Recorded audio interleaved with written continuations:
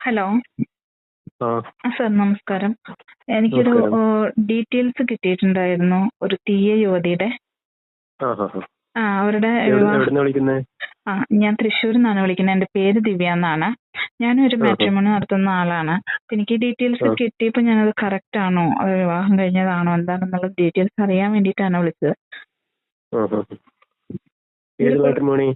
ശ്രീമാരി matrimony. ശ്രീമാരി. ശ്രീമാരി. അപ്പൊ നമുക്ക് യൂട്യൂബിൽ അടിച്ചു കൊടുത്താൽ കാണാട്ടോ മാട്രിമോണി.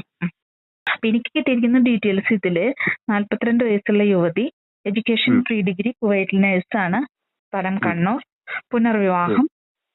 ഇപ്പൊ ഡിമാൻഡ് പറയുന്നത് സാധാരണക്കാരെ നോക്കും ജോലി ഉള്ളവരായിരിക്കണം. ഇതാണ് ഇതിൽ കൊടുത്തിരിക്കുന്നത്.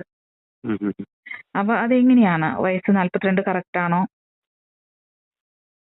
43 ആയി. ഓക്കെ.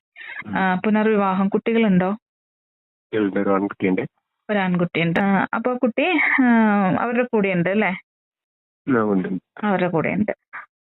പിന്നെ ഇപ്പൊ നമ്മളിപ്പോ ഡിമാൻഡ് പറയുന്നത് ഡിവോഴ്സ് അല്ല. ഓക്കെ. ഓക്കെ.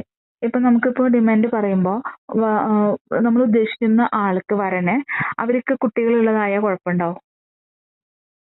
ഇല്ല, അങ്ങനത്തെ കുഴപ്പമൊന്നുമില്ല.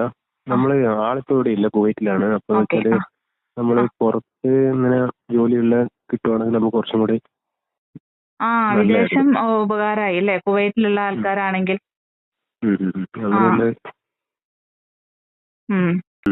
അപ്പൊ മകനുണ്ടെന്ന് പറഞ്ഞു. 13 വയസ്സ് അല്ലേ?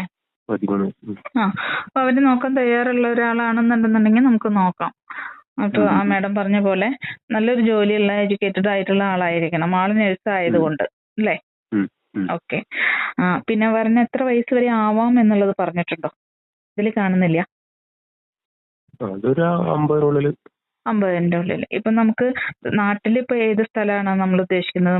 നിങ്ങളിപ്പോ കണ്ണൂർ ആയതുകൊണ്ട് നമ്മള് ഉദ്ദേശിക്കുന്ന അധികം പോകണ്ട, അങ്ങ് തിരുവനന്തപുരം അങ്ങനത്തല്ല. ഏകദേശം ഒരു പിന്നെ കോഴിക്കോട്, തൃശ്ശൂർ, മലപ്പുറം അങ്ങനെ കുറച്ചങ്ങോട്ട്, അധികം പോകണ്ട. തൃശ്ശൂര് കുഴപ്പമില്ല.